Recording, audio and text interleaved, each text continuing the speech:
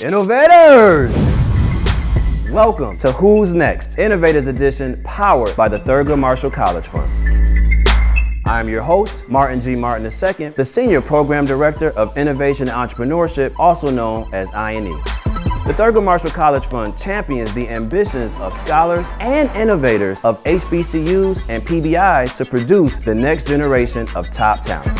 Who's Next Innovators Edition aims to highlight Black entrepreneurs and HBCU innovators through educational and authentic conversations. I'm excited to invite a few of our I&E alum to kick off these conversations, so let's see who's next. Nina-Simone here, and I have the absolute pleasure to be sitting down with Dr. Jatali Bellanton. Hey, Jatali. Cheers, Nina-Simone. I cannot stop saying your name. Just want you to know I think it's quite epic that your name is Nina-Simone, but we'll leave it at that. Thank you. Well, we are actually here live at the pitch. We also got our students, as well as some of our partners and participants, to be able to tap in and listen to your excellent kickoff speech this morning. Super excited to have you and super excited to dive into learning more about you, Dr. Jatali. Well, thank you so much for having me. Thank you to the pitch for having me. I mean, the energy has been amazing. Ooh. Just so many awesome scholars who are just really, truly, you could tell they're just soaking up all the information. Mm-hmm. It's a beautiful feeling to be speaking and looking at the crowd and see the youth actually taking notes and the adults taking notes. So that was really exciting. Gems. That's what I was going to say. People were probably coming up to you, definitely following up with the questions because you were dropping the gems. Thank you. You're welcome. You mentioned on talking with the youth. I found out that you yourself have a lot of space in guiding and teaching the youth. Would you share more about that? So I left corporate and I wanted to do something to give back while I was also becoming an entrepreneur. So for me, it's always been a balanced game of not just being take, but laws of reciprocity, giving some of the information that I've learned. Especially as a mother, I wanted to create something for my son, but also for the other children in the world. And so I originally started with Kids Who Bank, where we were teaching youth financial literacy. And then I noticed that a lot of adults didn't have that same information. And I was like, well, you know what? I need to do something for them as well. And we created Brilliant Minds Unite. So now Kids Who Bank has kind of just been eaten up by Brilliant Minds Unite, where we're teaching all ages from ages 5 to like 80 years old, crypto, NFTs. We're teaching them basic banking information. We're teaching them how to reconcile. We're teaching teenagers and young college students how to do business credit and personal credit. And we just dive in. You know, it's a little bit of something for everyone.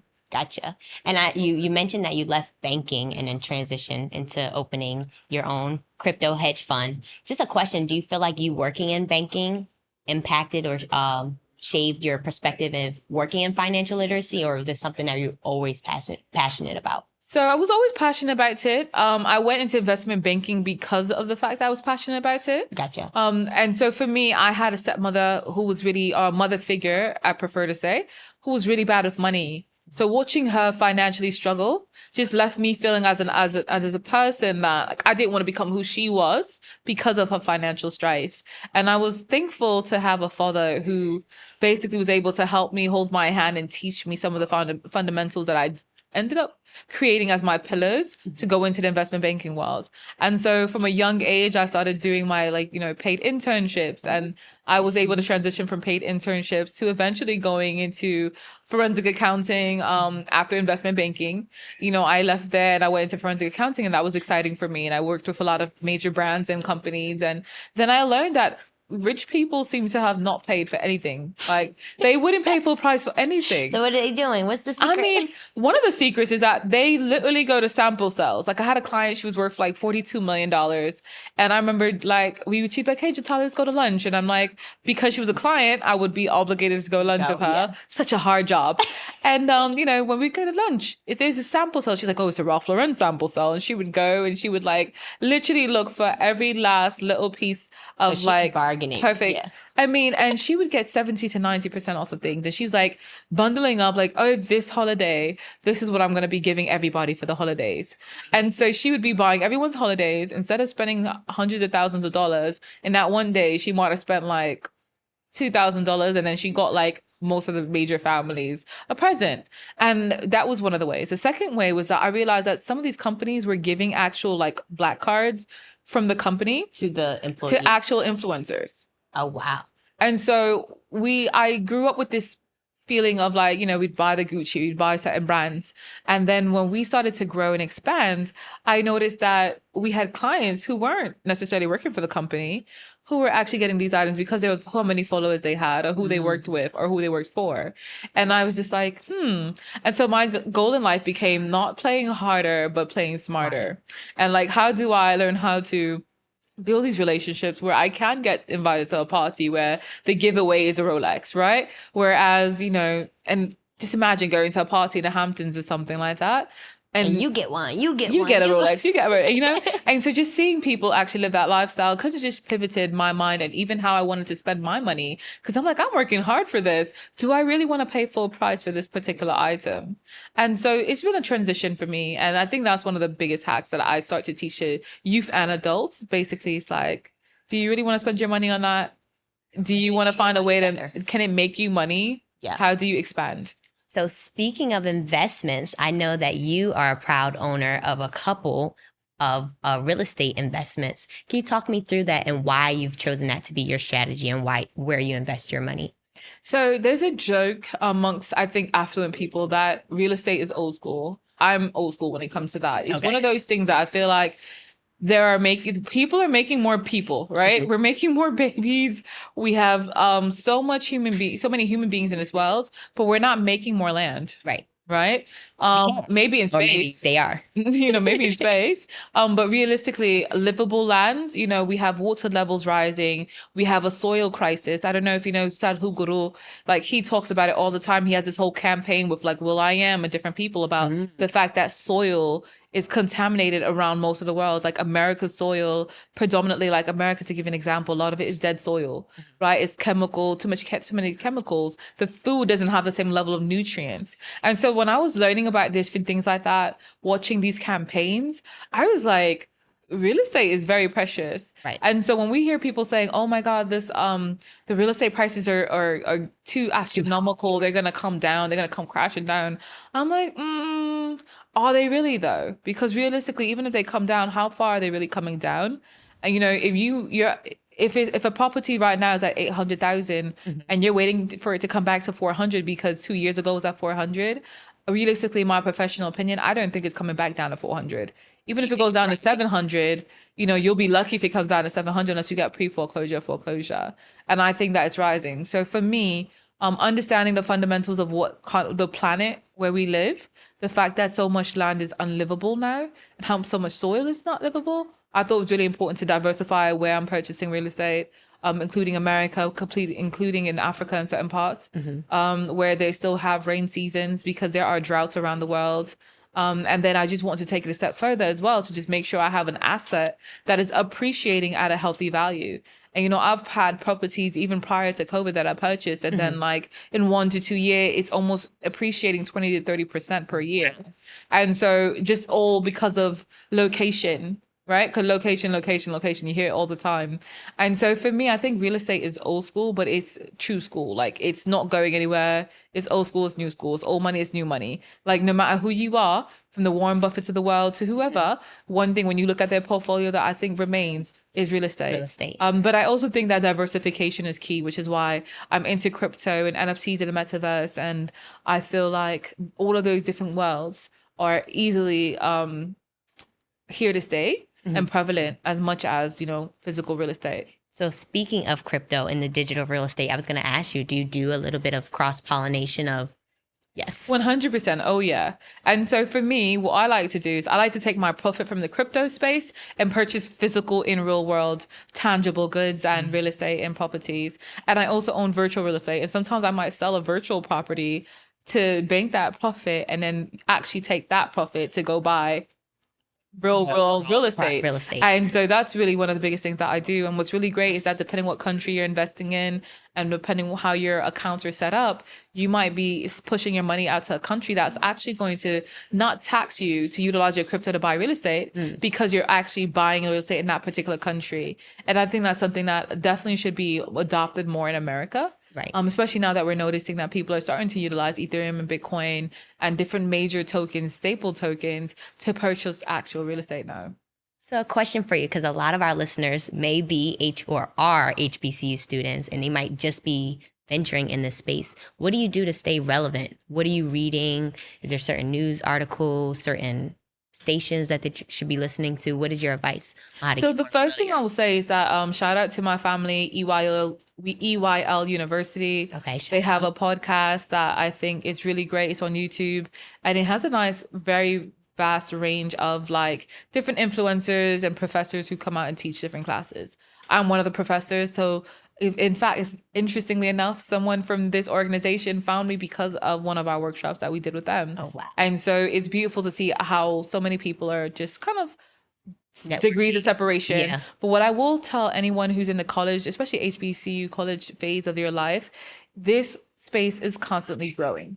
So no one's a know-it-all. The digital, like the Web3 space, the NFTs, the crypto, the laws and implications are constantly growing and changing. And so you can't really say like, this is the rules of engagement. If somebody tells you, I already know the future, this is what's going to happen, this is a token that's going to do the best. Everyone is just taking educated guesses right now, right? And like myself, I might take an educated guess. I might do my research. I might do my analytics. I might take all the skills from being an investment banking background, stocks and bonds and venture capitalism and startups. I might take that knowledge and apply it in this space because it does translate. But at that same point, I can't guarantee what's going to happen next. The same way, just a few 3 weeks ago, Ethereum, to give you an example, was at in the 3000s, and now it dropped down at one point to $1,900 per share, right, in 3 weeks. And so although I'm not afraid of it, but that might be something, well, Someone you know, else's are you a risk long-term tolerance. person? Are you trying to be short-term? How much risk are you willing to actually have and take? And so for me, that's something that I'm always being mindful of. And outside of that as well, I like Medium. But once again, a lot of these people, you have to verify what they're saying on like the blockchain, right? So you'll go onto like the Polygon network, the Ethereum network, and you verify. You could use websites like CoinMarketCap, CoinGecko, Cointelegraph, a lot of coins. But you can use those different platforms to also verify. Gotcha. They tend to be relatively well, like CoinGecko and CoinMarketCap. You can look to see real time, like what are the actual networks and things of that And where's nature. everything? Exactly. And then as well, before you invest in a particular NFT, do your research on a person. You know, who's behind it? What is their purpose? Does it have longevity? Or are they just putting out something because they saw someone else do it and it did well? And so I feel like that's the biggest mistake I'm seeing in this space is our college students who are like, oh, I took a Udemy course and this person said to just put this network in. Next thing you know, like all their money's being wormed out and they put in a wrong network because they didn't verify it on a blockchain. And like literally real time, everything can be verified on the blockchain. So before you spend your money, take that extra step to look at the blockchain. So if you're buying something Ethereum related, then it might be etherscan.io, right? If you're on Polygon, you know, Polygon is polygonscan.com, you know, and each one like Avalanche has its real snow trace, you know, and then so each company has, especially the major brands, the major big heads will have their own blockchains. To utilize that to verify and definitely double, triple, quadruple check, you know, before you jump in. Gotcha. And correct me if I'm wrong, you have your own NFT. I do. So I have my own NFT on OpenSea. It's called Creatures of Wealth. We only did 1,111 special edition of it. Okay. A limited edition. And then we're taking all the profits to build an event space in Accra, Ghana.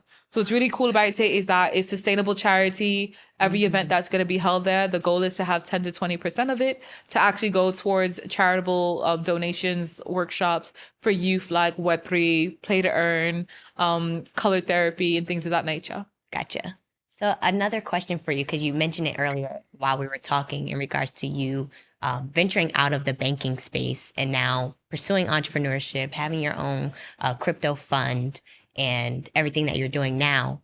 What prompted you to take that jump, that leap of faith? Was it being a owner, a founder, or was it If you could share more. So for me, it was becoming a mother. I actually loved having a 9 to 5 job.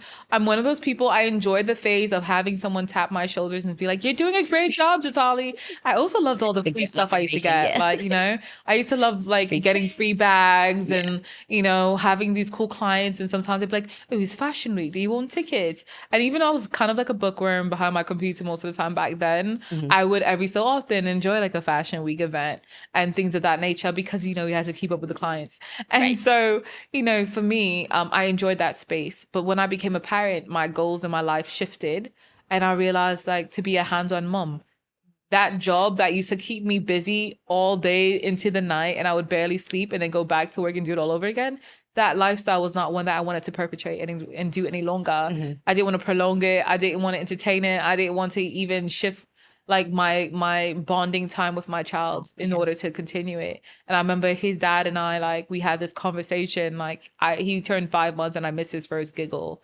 And I remember being at work gutted, and I was slightly depressed about it. I actually cried, and I was I'm in the bathroom crying about missing a giggle. Moments, right? And I was just so I went home and I was yo, I don't know if this is gonna work. I don't know if I want to actually work anymore.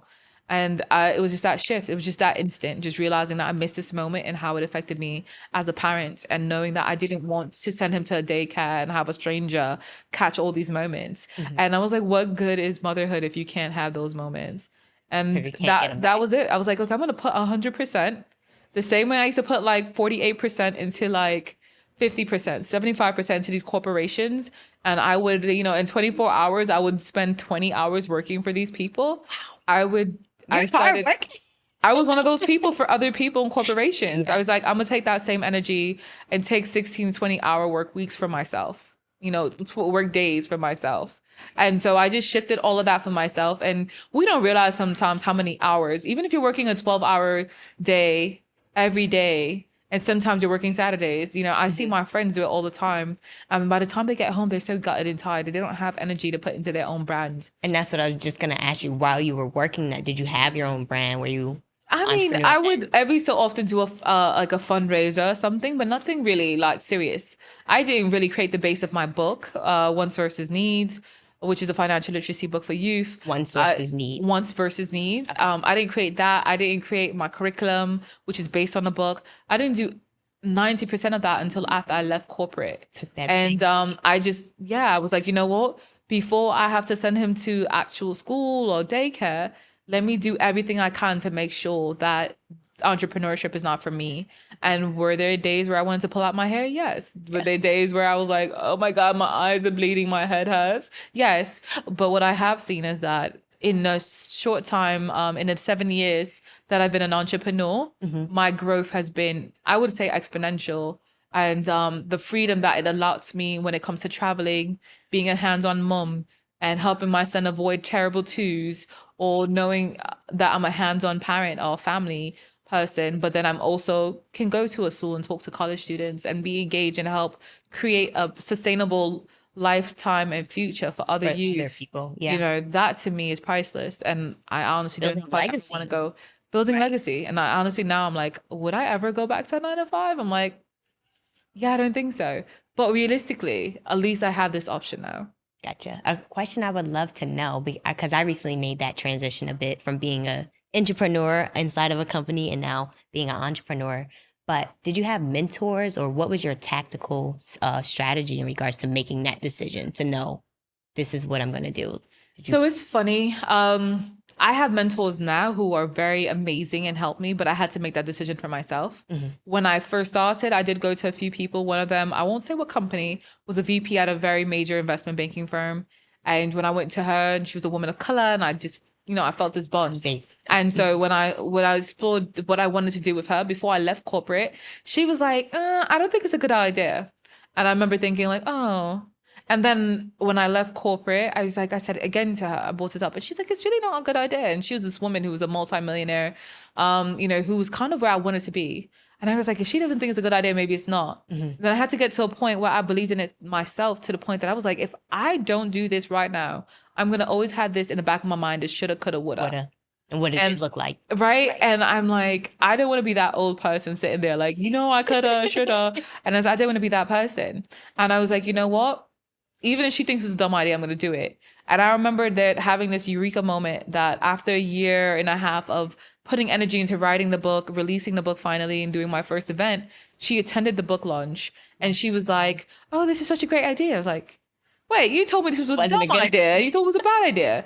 And she's like, "No, I didn't say that to you, Jatali." I was like, "We even have a text where you said that via Google Voice." And she's like, "If you could show me that text, I'll give you a $5,000 donation to your nonprofit aspect." And I was like, I guess you got in. and that night, like I came home from that event and that night I found that text message and then I sent it to her and she had to, that was my first big donation to my organization. Full circle. And it was crazy because it occurred to me like you can't, especially in the beginning, you can't rely just on mentorship. You have to truly want it for yourself. You have to believe in it and you have to be willing to embrace that uncomfortability of knowing like you don't know what the hell you're doing. But sometimes there has to be a certain level of risk that you're willing to take. Now my paradigm has shifted though, where I could say coolly that like I have some amazing mentors surrounding me, and it's like that list is constantly growing. And I've met even rather it's real estate or financial literacy aspects or getting my book into curriculums into schools. You know, I've had different people. So we've done 288 schools with the finance curriculum. Or over 288 schools.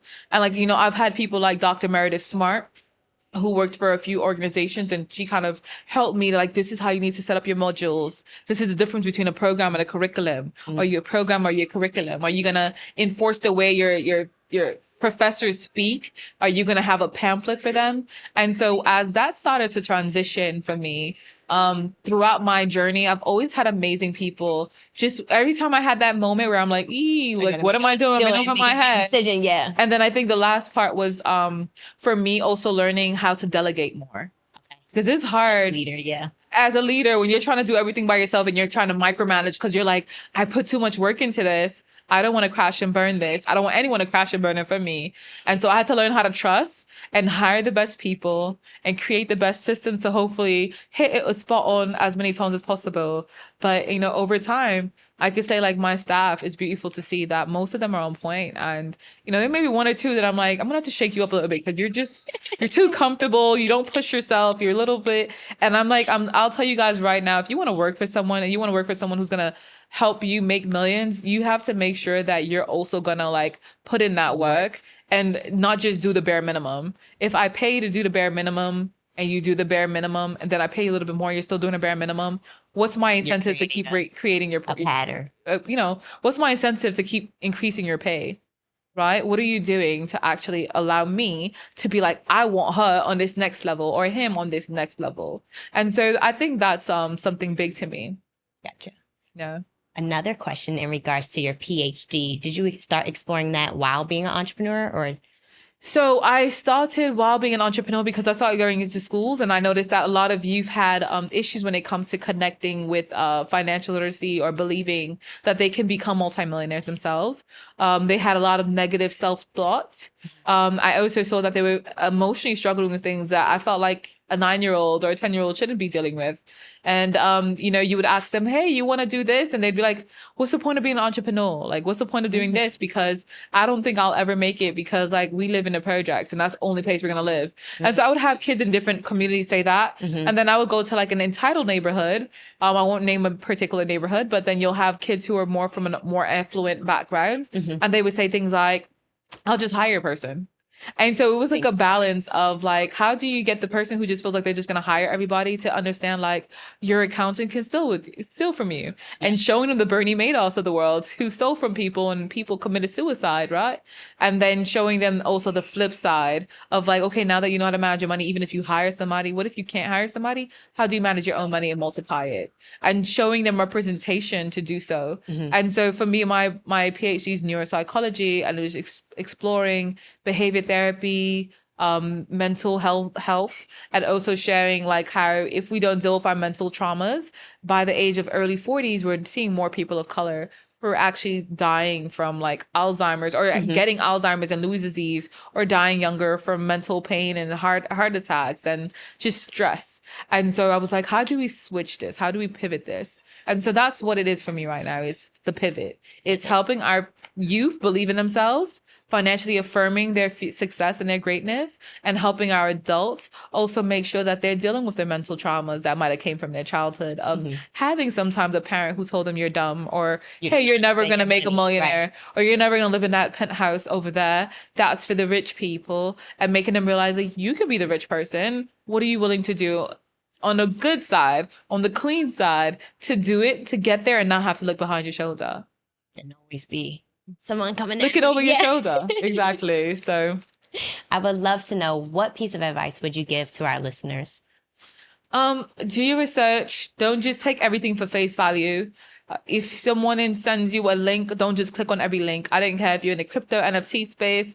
I don't care if you're just an online banking kind of person, because if you have a debit card or credit card, this is one of the biggest things in the fraud space that I'm noticing. And then 2, your relationships, your connections, your network is so important. I don't think people stress it enough. But I really think I want to really impart upon you, like, you as an individual, your network really, when you hear that network is a net worth, it's so legitly true. Because there's rooms that I've entered even before technically other people would have thought I was ready to enter those rooms, which I'm like, who are you to tell me I'm not ready? Right? But at that same point, those rooms, sometimes those doors don't open if it's not because of the people you know.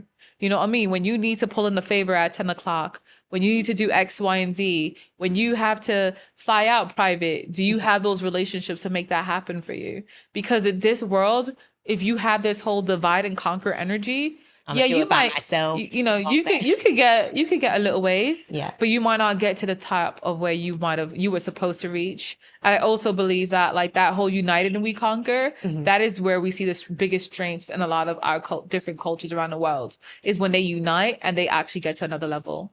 Be united, expand, build on your network. Build on your network, diversify your network. If you're into soccer, have a friend who's into basketball. If you're into math, have a friend who's into English. If you're into crypto, have a friend who's into the stocks. But it's really important so that even, like, when you think of that professions, right? If you want to med school, then you should have someone on your team who's an attorney. Right. You know, I have friends who are spending $20,000 to $50,000 on patents. Guess what? If you have a friend who's a patent attorney, you don't think they might do a little something for you? Maybe not for 20, maybe for 5,000 or 10,000. Take them out to dinner. They'll chop the price in half for you. But you know what I mean? It's all relationship building. And we say life is not transactional, but let's be honest. Even energy is currency. Yes. And so if energy is currency, keep that in mind. So it's not about being transactional, it's just about understanding that your good energy and having a versatile network of good energy is what's going to help you skyrocket. I'm taking it. I hope the viewers and listeners have been listening to all the gems, from real estate to crypto to curriculum. Dr. Jatali, it was phenomenal speaking with you. I would love if you could share where our listeners could tap in with you and learn more or connect with you, and where could they follow you? So Instagram, Twitter, LinkedIn, Jatali Bellanton is JATALIBELLANTON. Jatali Bellanton. There are, of course, some fake pages pretending to be me. But this is original. So this is who I am. Right now, we're up to 28,000 followers and counting. So every day is growing bigger and bigger. But, definitely reach out. And as well, email. If you can't find our social media, if you're concerned, email us info@bmumeta.io. Or go to our website, BMU, B as in boy, M as in man, U as in up, meta, META.io. And that's where they can find the book too. You can find, so my book could be there. It's on brilliantmindsunite.com. But, reach out to us. Okay. Thank you, Dr. Jatali. No worries. And this is Nina-Simone signing off. Definitely make sure you tune in next time to see Who's Next Innovators Edition. Thank you for having me.